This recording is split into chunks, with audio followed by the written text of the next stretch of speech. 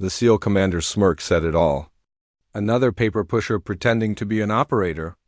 But when the enemy ambush turned his elite team into sitting ducks, and their million-dollar training couldn't save them, Lucy King did something that made every man on that ridge question everything they thought they knew about warfare. She picked up a rifle they didn't know she had, walked into a kill zone alone, and put 5 rounds through 5 targets in 3 seconds flat. The commander whispered through gritted teeth as he watched her work that no woman shoots like that. He was right. No woman did. Because Lucy King wasn't just any woman, the C-130 shuddered through turbulence over the Hindu Kush, its cargo bay packed with men who had learned to sleep through anything except Lucy King. She sat perfectly still in the canvas seat, eyes open, watching the play of shadows as the aircraft bucked and rolled. 28 years old, compact build, dark hair pulled back in a regulation bun that made her face look severe. She wore the same desert fatigues as everyone else. The same body armor, the same expression of professional boredom, but her eyes, gray like winter storms, tracked every movement in the cargo bay with an intensity that suggested she was cataloging threats that didn't exist yet. Across from her, Chief Petty Officer Marcus Reeves caught her gaze and looked away first. That had been happening a lot since she joined their transport. The SEALs didn't know what to make of the woman from Joint Special Operations Command who had attached herself to their mission, like a barnacle on a ship's hull. Her file said intelligence analyst. Her bearing said something entirely different. 30 minutes to drop, the loadmaster called over the engine noise. The SEALs stirred, checking weapons with the kind of casual efficiency that came from doing the same ritual 1,000 times. Lucy remained motionless except for her hands, which moved through her gear with methodical precision. Sidearm, magazines, medical kit, communications equipment. Everything exactly where it needed to be and everything within reach without thinking. Lieutenant Commander Jack Hawthorne made his way down the cargo bay, grabbing overhead straps for balance as the aircraft pitched. He was everything Central Casting would order for a SEAL officer, tall, broad-shouldered, square-jawed, with the kind of confidence that came from never truly failing at anything that mattered. He stopped in front of Lucy and looked down at her, with an expression that wasn't quite hostile but wasn't welcoming either. He told her to be clear about expectations. This was a direct action raid. She would stay with the command element, observe, take notes, and not engage unless they were being overrun, and she had literally no other choice. Lucy looked up at him with those storm-gray eyes and said simply that she understood. Hawthorne waited as if expecting her to protest or make excuses. When she just returned his stare with perfect calm, he grunted and moved on. Behind her, she heard Petty Officer Danny Torres mutter to his swim buddy that he'd bet $20 she froze up the second round started flying. The response came back that they always did. Lucy filed their voices away, memorizing the tones, the speech patterns, the underlying assumptions. Intel work had taught her that people revealed more in casual conversation than in formal briefings, and right now these men were revealing exactly what she had expected. They saw her as a liability wrapped in bureaucratic red tape. The aircraft's loadmaster began the final approach checklist. Lucy closed her eyes and began her own ritual, one that nobody else in the cargo bay would understand. She didn't pray. She didn't visualize success. She simply acknowledged what she was about to walk into and accepted it with the clinical detachment of someone who had learned that emotion was baggage you couldn't afford to carry. The ramp dropped and Afghanistan's dawn air rushed in, dry, cold, tasting of dust and diesel fuel. The SEALs moved out with practiced efficiency, boots hitting packed earth in a tactical formation that had been drilled until it became instinct. Lucy followed, keeping her assigned position in the command element, close enough to observe but far enough back that she wouldn't interfere with the real operators. Except Lucy King had never been just an observer, and before this day ended, everyone would know it. The compound sat in a valley like a wound in the earth, surrounded by terraced hillsides that had been farmed for generations. Pre-dawn light painted everything in shades of gray and purple, making the mud brick walls look like something from a sepia photograph. Intelligence said the target, a high-value Taliban commander, was inside with his security detail, 6 to 8 fighters, light weapons, minimal sophistication. Intelligence, Lucy knew from bitter experience, was often optimistic. The SEALs moved through the approach with textbook precision. Lucy stayed with Hawthorne and the radio operator, watching as the assault element closed on the compound. She could see Chief Reeves moving on point, reading the ground for IEDs, checking corners with his rifle, tracking smooth and controlled. These men were professionals, the best America had to offer. And something was wrong. Lucy felt it before she could articulate it, that crawling sensation between her shoulder blades that combat veterans learned to trust. The compound was too quiet. No dogs barking, no roosters, no sound of life stirring with the dawn. Just silence pressing down like weight. She told Hawthorne quietly that something was off. He glanced at her, irritated, and said they were asleep, and that was the point of arriving before reveille. She pressed on, noting that there were no dogs anywhere in rural Afghanistan. He dismissed her again. Then the first explosion shattered the dawn silence like glass. It came not from inside the compound, but behind it. A massive IED buried in the approach route. Time to detonate after the assault element passed, but while the support element was still in the kill zone. Lucy felt the shock wave punch through her chest as a column of flame and smoke erupted from the hillside. Men were down and screaming. The radio came alive with frantic calls for the corpsman, for situational reports, for someone to explain what had happened. Then the shooting started, not from the compound but from the terraced hillsides, from positions that had been prepared, fortified, and turned into fighting positions by someone who understood exactly how American Special Operations Forces conducted raids. Muzzle flashes sparkled like malevolent stars as automatic weapons fire raked the valley floor. The ambush was perfect. The SEALs had walked into a trap designed specifically for them, and now they were pinned in a kill zone with wounded men and no cover. Hawthorne was shouting into his radio, trying to coordinate a response, trying to get his scattered team to rally. Lucy watched with cold calculation as rounds kicked up dust around their position. She counted muzzle flashes, estimated ranges, and identified the enemy's probable command element based on which positions fired in coordinated bursts. Her hand moved unconsciously to her sidearm and then stopped. Not yet. A SEAL went down 10 meters to her left, clutching his leg where a bullet had found the gap in his armor. Another dragged him toward a low wall as rounds snapped past their heads with sounds like angry hornets.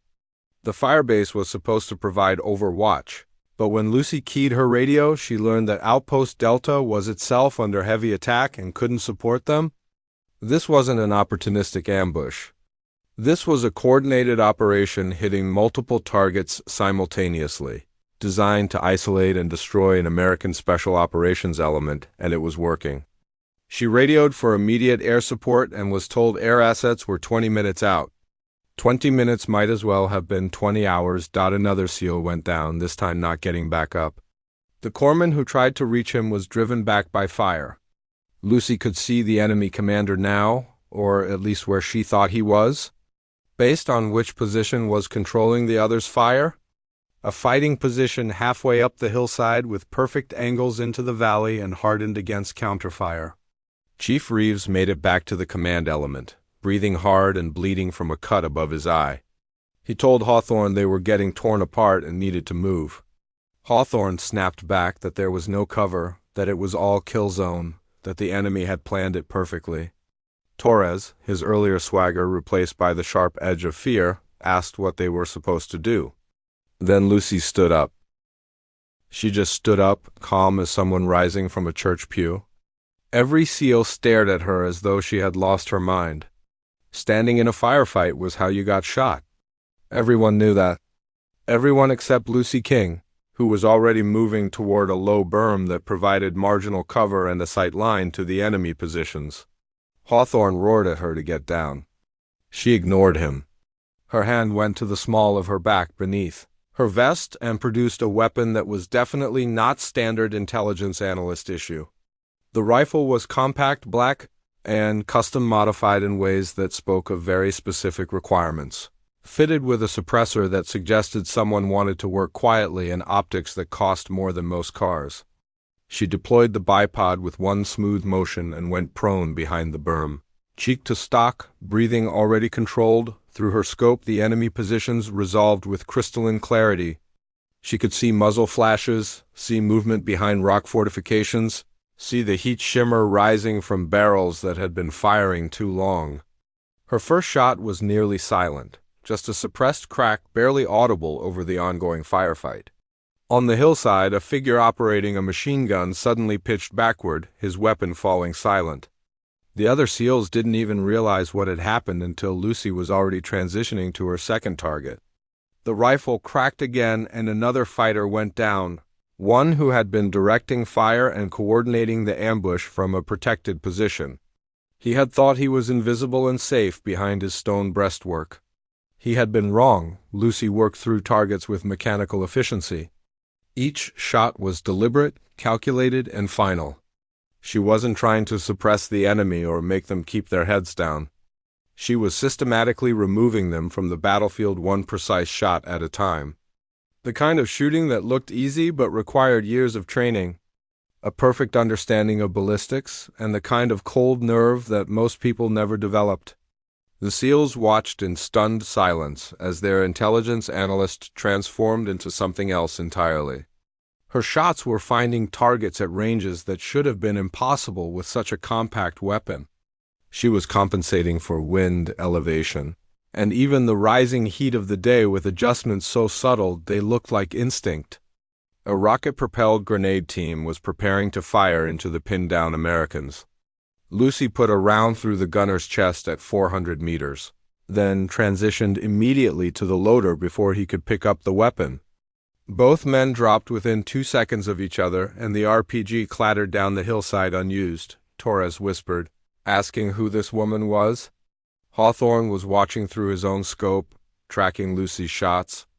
Seeing the enemy position collapse under fire from someone who wasn't supposed to be carrying a weapon, much less using one with this level of expertise. The enemy commander, the one she had identified as coordinating the attack, was trying to reposition, moving between terraces and thinking he was concealed by the terrain. He was wrong about that too. The shot was difficult, a moving target partially obscured at a distance where most shooters would have trouble hitting stationary paper. Lucy led him by exactly the right amount, squeezed when everything was perfect, and watched through her optic as the figure collapsed mid-stride. The effect on the remaining fighters was immediate. Without central coordination, their disciplined fire became sporadic and uncoordinated. Individual positions started making decisions based on survival rather than tactics, and survival meant withdrawing, getting away from the invisible death that was finding them no matter where they hid. Lucy fired 3 more times in quick succession, each shot finding a target who thought they were safely retreating. The lesson was stark. There was no safe retreat, not from her. Reeves said in disbelief that she was breaking them by herself. The firefight didn't end with dramatic finality. It just stopped. The enemy positions fell silent one by one, either because their occupants were dead or because they had fled into the hills. The valley filled with an almost oppressive quiet broken only by the moans of wounded men and the crackle of flames from destroyed equipment. Lucy slung her weapon and stood, showing no visible emotion. No satisfaction, no relief, no adrenaline shakes. She simply stood there, weapon held ready, scanning for threats that no longer existed. Hawthorne approached slowly, like someone approaching a dangerous animal they weren't sure was tame. His voice was different now, stripped of dismissal and condescension, carrying something closer to awe mixed with apprehension. He asked what the hell that had been. She looked at him with those gray eyes and told him it was her keeping his team alive. He said that intelligence analysts don't shoot like that nobody shoots like that. She told him she wasn't really an intelligence analyst. He asked what she really was. Lucy ejected her magazine, checked the chamber, then reloaded with movements that spoke of thousands of repetitions.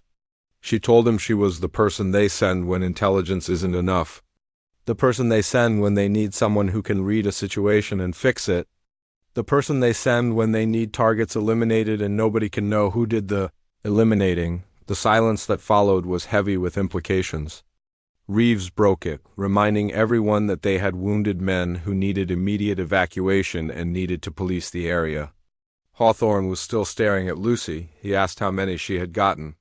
17 confirmed, she told him. Maybe 3 more she wasn't certain about. He said the number slowly, like he was testing the word, and asked in how many minutes. She asked if it mattered. He said yes, because he had been doing this job for 12 years and had never seen anyone shoot like she just had. And the question he was asking himself was whether she was an asset or a threat. Lucy slung her rifle across her chest and told him that right now she was the reason his men were going home alive, and that was all that should matter. Then she walked away toward where the corpsman was working on wounded SEALs, leaving Hawthorne standing alone with thoughts he would probably never fully process. Behind him, Torres and his swim buddy were having a quiet conversation, unable to believe what they had witnessed, struggling to understand who she was. The answer one of them settled on was that she was someone way above their pay grade. The sun was higher now, burning away the morning chill and painting the valley in harsh light that revealed every detail of the firefight. Spent brass littered the ground. Blood stained the dust. And in the middle of it all, Lucy King moved among the wounded with calm efficiency, helping the corpsman stabilize men for evacuation.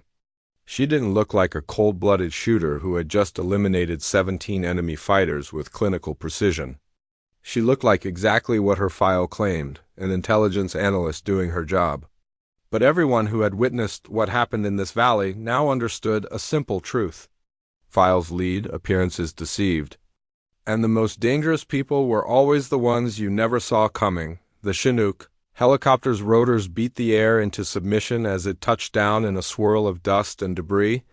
The wounded went aboard first, strapped into litters or walking with assistance depending on their injuries. The rest of the SEAL element followed. Lucy was the last one to board. She stood at the edge of the landing zone, weapon slung across her chest, scanning the ridgelines one final time, looking for threats that might still materialize. Looking for survivors who might want revenge.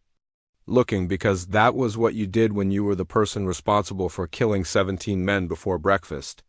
Hawthorne grabbed her arm as she reached the helicopter's ramp, not roughly but firmly enough to stop her. He said they needed to talk when they got back and that he wanted a full debrief. She offered a written report. He said he didn't want a written report, he wanted to know who she really worked for and what she had been doing on his operation. She pulled her arm free gently and told him she worked for the same country he did and had been doing her job. And that was all he needed to know. He pressed. She told him firmly, while still using his rank, that it was all he was going to know, and suggested they focus on getting the wounded to medical attention before revisiting this conversation. The flight back to the forward operating base took 40 minutes. Lucy sat alone near the crew chief's position, methodically cleaning her rifle while the SEALs clustered together, processing what they had witnessed. Some were treating wounded. Some were staring into space with the 1,000-yard stare of men replaying combat in their heads.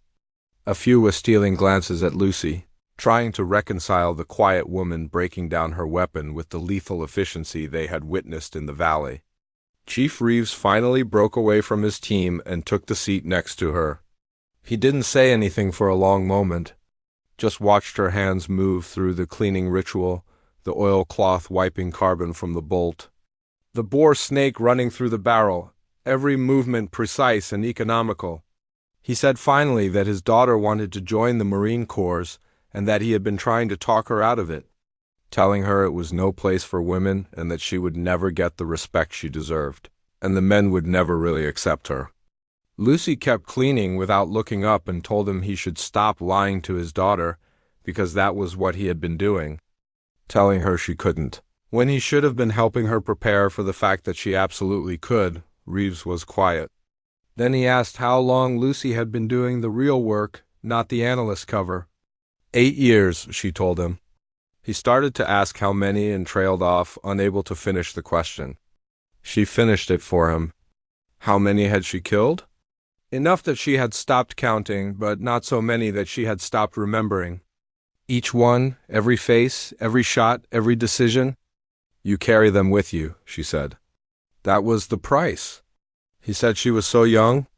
She said she was old enough. Then she finally looked at him and told him that if his daughter wanted to serve, he should help her, train her, prepare her, and stop lying by telling her she couldn't do something just because it was hard. Because the truth was, some women could do this job better than any man.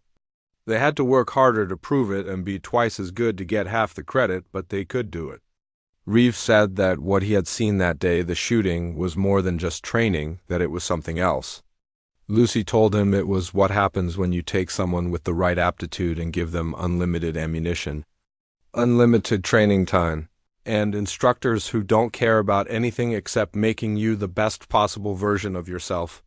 That was what happens, she said, when you stop thinking of warfare as a man's job and start thinking of it as a professional skill that anyone with the right attributes can master. Then she reassembled her rifle with swift, practiced movements as the helicopter banked toward the base, through the open ramp.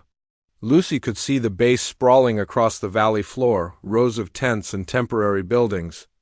Vehicles parked in neat lines, the infrastructure of modern warfare, all logistics and planning and careful preparation, which made what had happened that morning even more disturbing. Someone had known exactly where the SEALs would be and exactly how they would approach. Someone had prepared a perfect trap, and someone would want to know how Lucy King had dismantled it. The landing was controlled chaos. Medical personnel rushed toward the wounded. Officers appeared to take reports. The base commander wanted immediate briefings. Lucy slipped away in the confusion, heading toward the intelligence section's workspace with her rifle broken down and secured in its case. She had gotten maybe 50 meters when a voice stopped her cold, using her full rank rather than just her name. She turned to find a man in civilian clothes standing beside a black SUV that didn't belong on a forward operating base. He was in his 50s, fit in the way that suggested he had once been operational and hadn't gone completely soft. His eyes were hard and knowing. She addressed him as Mr. Harrison, and he told her to walk with him. It wasn't a request. She fell into step beside him as they moved toward a corner, where shipping containers had been stacked to create privacy. When they were alone, Harrison turned to face her. He said he had 16 separate intelligence feeds telling him that operation was going to be a clean kill, a textbook raid, and instead it had turned into the kind of situation that generates congressional hearings. She told him the intelligence had been compromised. He said that wasn't news and that the question was how and by whom, but that wasn't why he was there. He studied her and told her he was there because she had violated her cover. She had been inserted to observe, take notes, and provide real-time intelligence updates while maintaining her cover as an analyst, not to engage in direct action that resulted in 17 enemy dead attributed to a single shooter. She asked calmly whether he would have preferred those 17 casualties to be American. He said he would prefer her to follow orders and reminded her that she wasn't a SAL or a Ranger or even officially military anymore. She was an asset, a tool, and tools that act independently tend to get locked away. She asked if he was threatening her. He said he was reminding her that there were consequences for going off script and that every man on that SEAL team now knew there was something unusual about her. And eventually someone would start asking questions that led to answers. They didn't want found. Lucy shifted her weight slightly, a movement so subtle that most people wouldn't have noticed. But Harrison noticed. He was trained to notice, and he took half a step back, suddenly aware that he was having this conversation with someone who had killed 17 men before lunch without breaking a sweat. She asked what happened next. He told her she would write a report explaining that the enemy positions had already been degraded by airstrikes before the ground element arrived, that she had provided intelligence support that enabled effective targeting, and that everything would be explained except the part where she personally eliminated half the enemy force. She asked if he wanted her to lie. He said he wanted her to maintain operational security and that there was a difference. If she refused, he would have her reassigned to a desk in a basement in Virginia analyzing satellite photos of empty desert. He had her, and they both knew it.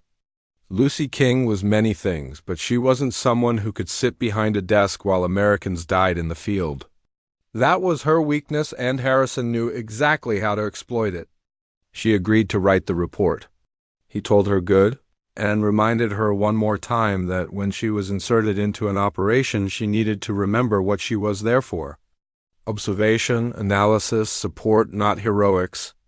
Then he walked away, leaving Lucy standing alone among the shipping containers as the Afghan sun beat down with merciless intensity. She looked down at her hands, steady, no tremor, no shake, no visible aftermath. But inside, where nobody else could see, Lucy King was making calculations about loyalty and duty, about following orders and doing what was right, about the difference between being a tool and being a person.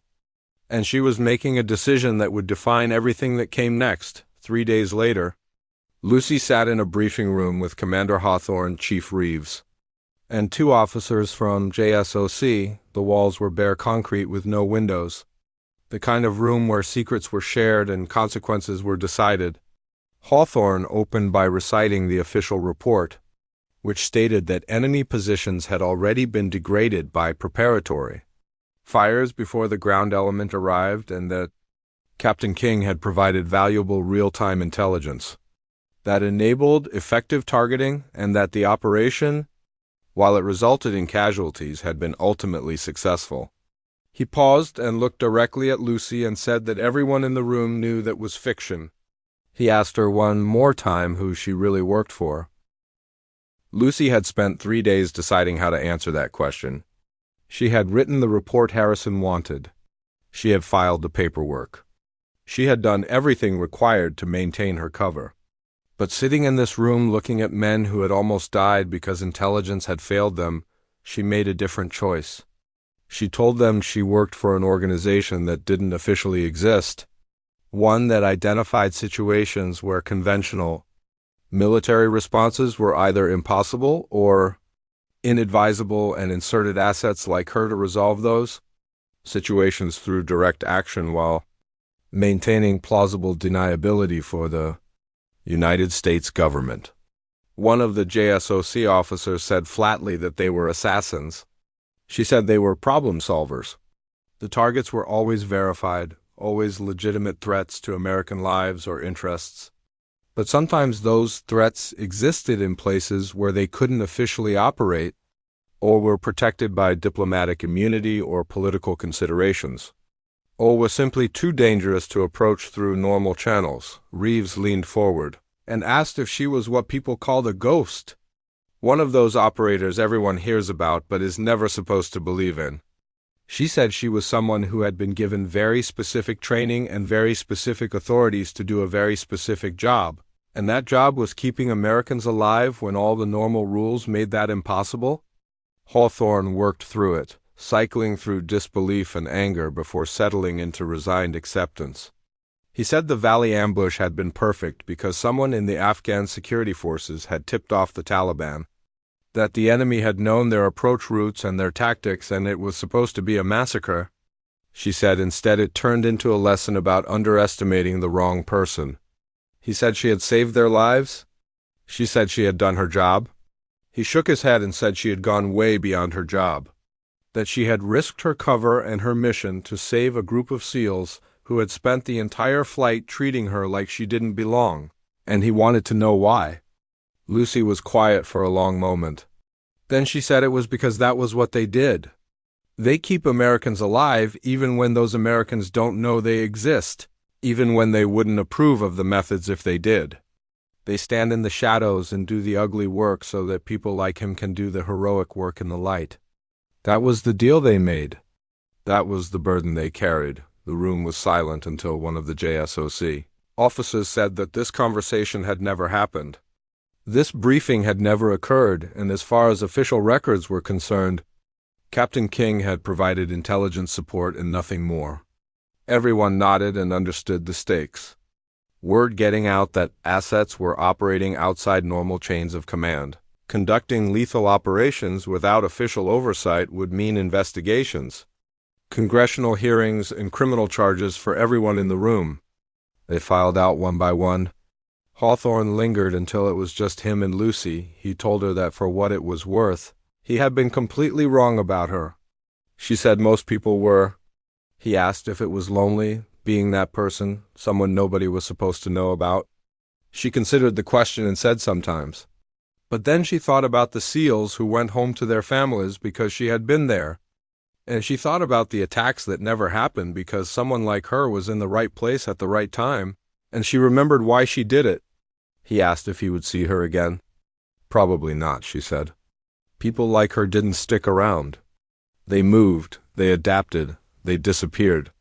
That was how they stayed effective. She gathered her minimal gear and Hawthorne watched her prepare to leave. This woman who had saved his team and was now disappearing into mythology before his eyes. He called out one last thing to thank her for his men, for keeping them alive. She said he was welcome, and then told him to do her a favor and stop underestimating people based on what they look like or what their files say. Because the most dangerous people are always the ones you never see coming. She said to remember that, and he might live long enough to make admiral. Then she walked out, leaving him standing alone in the empty briefing room. 6 months later, in a different country on a different operation, Lucy King sat in an observation post watching a target house through high-powered optics. The mission was simple: identify, confirm, eliminate. The kind of work that never made the news, never generated medals, and never appeared in official records.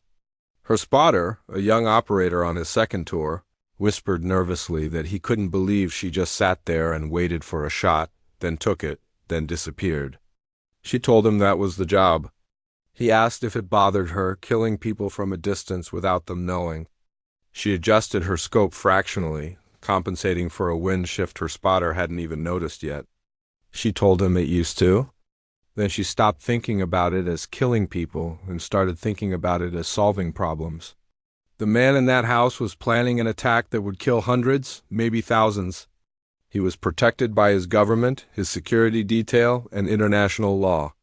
Conventional options had been exhausted. So she was there.